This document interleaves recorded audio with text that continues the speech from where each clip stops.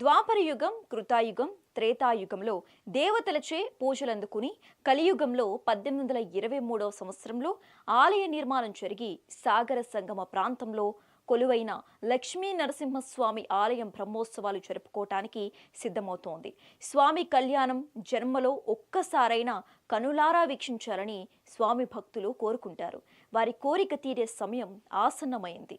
ఈ నేపథ్యంలో ఆలయ చరిత్ర, బ్రహ్మోత్సవాల వివరాలపై Mega nine TV ground report. Welcome to Mega nine. నేను ఉదయ్, ఉమ్మడి ఉభయ గోదావరి జిల్లాల కోఆర్డినేటర్. ఇప్పుడు మనం అంతర్వేది సముద్ర తీర ప్రాంతంలో ఉన్నాం. ఈ సముద్ర తీర ప్రాంతానికి ఒక ప్రత్యేకత ఉంది. బంగాళాఖాతం, గోదావరి కలిసే సాగర సంగమం వద్ద అయితే మనం ఉన్నాం. ఇప్పుడు మనం చూస్తున్నాం, క్లియర్గా మనకి విజువల్లో కనిపిస్తుంది. సముద్రం అలాగే గోదావరి రెండు కలుస్తున్న ఒక ప్రదేశం ఇది. దీన్నే సాగర సంగమ ప్రదేశం అంటారు. ఇది విజయవాడలో అంశల దీవి వద్ద ఉంది. అలాగే ఇక్కడ మన ఉమ్మడి తూర్పుగోదావరి జిల్లాలో అంతర్వేది తీరంలో ఉంది. ఇక్కడ మనం క్లియర్గా చూస్తున్నాం. ఇక్కడ ఇది గోదావరి నది అలాగే బంగాళాఖాతం రెండు కలుస్తున్న ప్రదేశం. ఇది ఒక విశిష్టత. అలాగే ఈ అంతర్వేది తీరానికి మరో విశిష్టత ఉంది. ఈ అంతర్వేది తీరంలో లక్ష్మీ నరసింహస్వామి కొలువై ఉన్నాడు. ఈ లక్ష్మీ నరసింహస్వామి నరసింహ క్షేత్రాల్లో 5వ క్షేత్రంగా ప్రసిద్ధి పొందిన క్షేత్రం అంతర్వేది లక్ష్మీ నరసింహస్వామి క్షేత్రం. ఈ క్షేత్రం విశిష్టత, అసలు ఆలయం ఎప్పుడు నిర్మించారు, ఆలయ చరిత్ర ఏంటనేది తెలుసుకునే ప్రయత్నం చేద్దాం రండి. అంతర్వేది లక్ష్మీ నరసింహస్వామి వారి క్షేత్ర పాలకులుగా నీలకంఠేశ్వర స్వామి అయితే ఇక్కడ ఉన్నారని చెప్తున్నారు. అసలు నీలకంఠేశ్వర స్వామి ఆలయం ఎలా ఆవిర్భవించింది, అసలు ఈ క్షేత్ర పాలకులుగా ఎలా ఉన్నారు, అసలు దీని చరిత్ర ఏంటనేది మనతో తెలుసుకోవడానికి అర్చక స్వాములు ఉన్నారు. స్వామి, ఈ నీలకంఠేశ్వర స్వామి అసలు ఈ క్షేత్ర పాలకులు అంతర్వేది లక్ష్మీ నరసింహస్వామి ఆలయానికి అని చెప్తున్నారు. అసలు ఏంటి దాని విశిష్టత ఏంటి? కృతయుగ ఆరంభంలోనే సాక్షాత్తు బ్రహ్మదేవుడు ఈ అంతర్వేది పరిసర ప్రాంతాల్లో రుద్రయాగం చేయడానికి సంకల్పించి, పరమేశ్వరుడు లేని చోట ఆ యొక్క యాగాన్ని చేయకూడదని మొట్టమొదటిగా సాక్షాత్తు బ్రహ్మదేవుడు ఈ యొక్క నీలకంఠేశ్వర స్వామి వారిని స్వయంగా ప్రతిష్ఠించి ఆ తరువాత ఆయన ఈ యాగాన్ని పరిసమాప్తి చేసుకున్నాడు. అంతర్వేదిక అంటే బ్రహ్మదేవుడు చేసినటువంటి రుద్రయాగంలో ఈ యొక్క ప్రాంతాన్నంతటి గురువారం మధ్యాహ్నం 2:05 గ్రామంలో కూడా మాధవీధుల్లో స్వామివారి రథోత్సవ కార్యక్రమం కూడా అత్యంత వైభవంగా జరగబడుతుంది. ఈ యొక్క రెండు కార్యక్రమం సుమారుగా 4 నుంచి 5 లక్షల మంది భక్తులు వస్తారని చెప్పి ఆంధ్రప్రదేశ్ ప్రభుత్వం వారు, దేవాదాయ శాఖ వారు అంచనాలు వేసి వారికి తగ్గ ఏర్పాట్లు విస్తృతంగా చేస్తున్నారు. అలాగే 1-2-2026 మాఘబాదివారం చాలా విశేషమైనటువంటి పర్వదినం సందర్భంగా పౌర్ణమి. ఆ రోజు కూడా ఈ పౌర్ణమి స్వామివారికి చక్రవారి స్నానం అంటారు, అవబృహదోత్సవ కార్యక్రమం అంటారు వైదిక భాషలో. అంటే ఆలయంలో అత్యంత అరుదైనటువంటి పురాతన షోడశ బాహువులు, షోడశ ఆయుధాలతో కూడిన సుదర్శన పెరుమాళ విగ్రహం ఉందండి.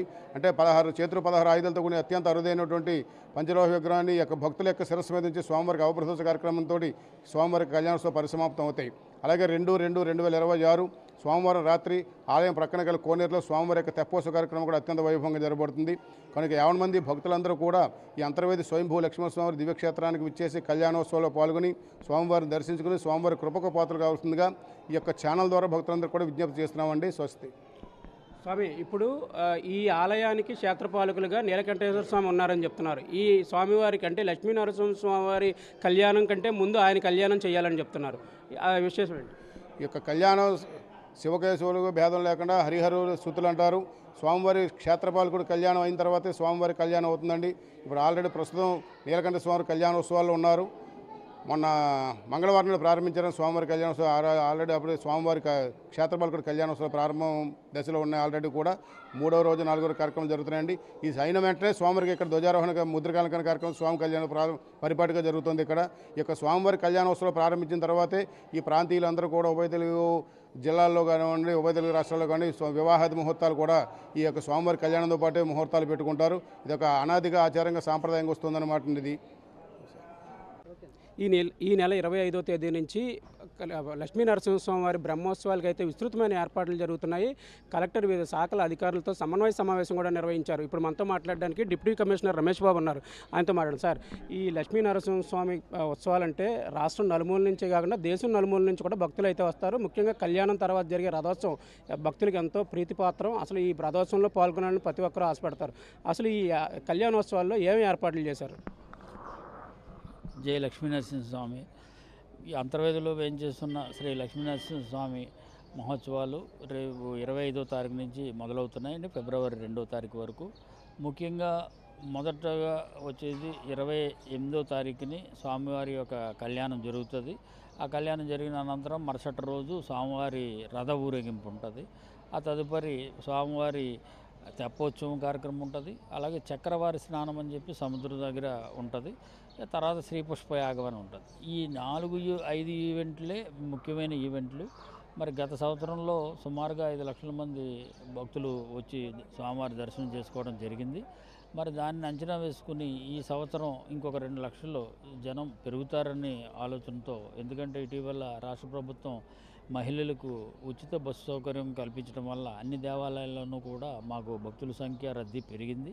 అది కూడా దృష్టిలో పెట్టుకుని మరి విస్తృతమైన ఏర్పాట్లు చేసాం. ఇప్పటికే 5 పర్యాయములు కోఆర్డినేషన్ కమిటీ మీటింగులు కలెక్టర్ గారి ఆధ్వర్యంలోనూ స్థానిక ఎమ్మెల్యే గారి ఆధ్వర్యంలోనూ పెట్టడం జరిగింది. మరి మా దేవాదాయ శాఖ గౌరవనీయ కమిషనర్ గారు, ప్రిన్సిపల్ సెక్రటరీ గారు, మరి దేవాదాయ శాఖ మార్చులు మినిస్టర్ గారు ఇచ్చిన ఆదేశాల ప్రకారం, ఎస్ఓపి నార్మ్స్ ప్రకారం ప్రతి చోట జరిగే ఫెస్టివల్ కాకుండా ఈ ఫెస్టివల్ ముఖ్యంగా 12 రోజుల పాటు జరుగుతుంది. మరి ఆ 12 రోజుల పాటు వివిధ ప్రాంతాల నుంచి, రాష్ట్రాల నుంచి, మరి ఇతర దేశాల నుంచి కూడా ఈ స్వామివారి కళ్యాణం వీక్షించాలని, ఈ రథం ఊరేగింపును చూడాలని చెప్పి భక్తులు పరిపాటిగా వస్తూ ఉంటారు.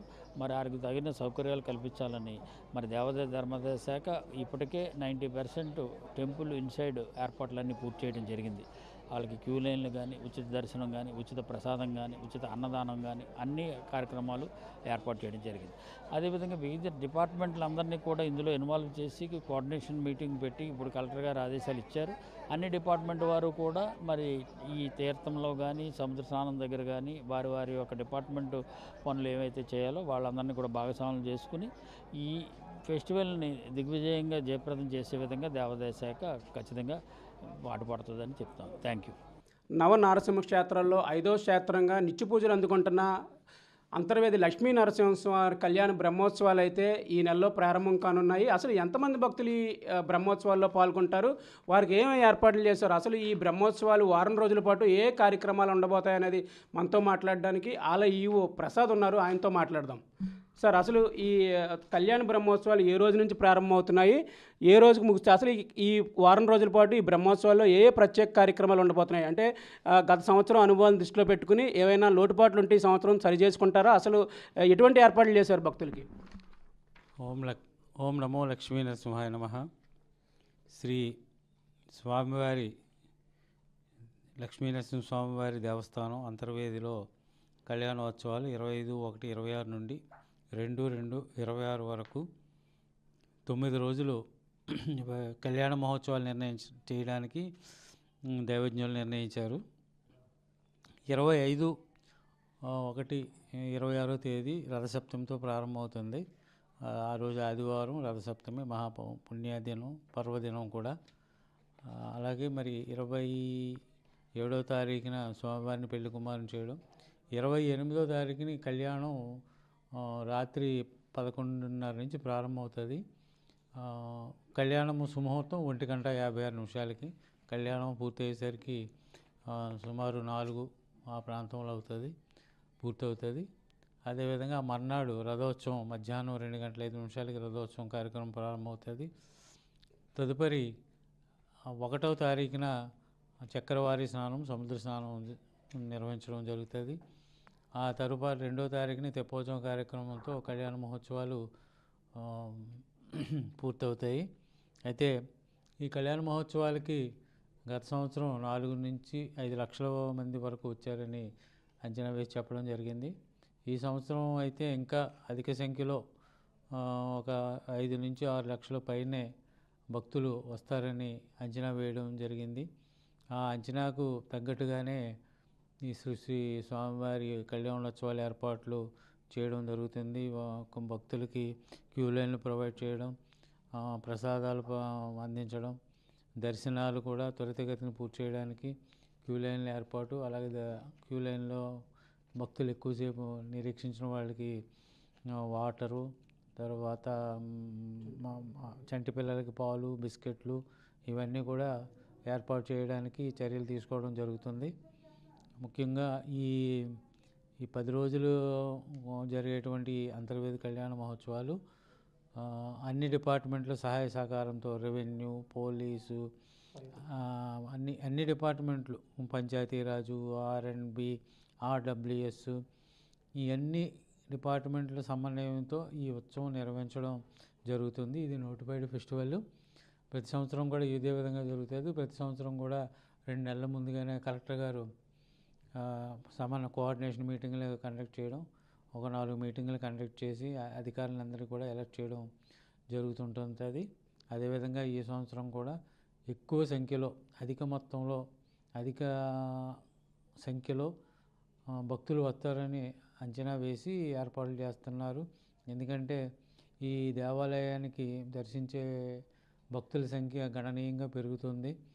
మరి ఈ మధ్యకాలంలోనే మందా తుఫాను ఇక్కడే సముద్ర తీరం దాటినప్పుడు దాని యొక్క వేగం తగ్గించుకుని అక్కడ తీరాన్ని దాటడం జరిగింది. ఏ విధమైనటువంటి నష్టం లేకుండా ఈ మందా తుఫాను తీరం దాటడం, అదంతా కూడా శ్రీ లక్ష్మీ నరసింహస్వామి వారి యొక్క దయ, ఆయన కాపాడాడు అని అందరూ కూడా విశ్వసించడం. మరి అందుకు అనుగుణంగా మేము శాంతి హోమాలు కూడా ఇక్కడ ఈ దేవాలయంలో నిర్వహించడం జరిగింది. సో లక్ష్మీ నరసింహస్వామి వారి యొక్క మహిమలు మరి ఈ విధంగా తెలియవస్తున్నాయి.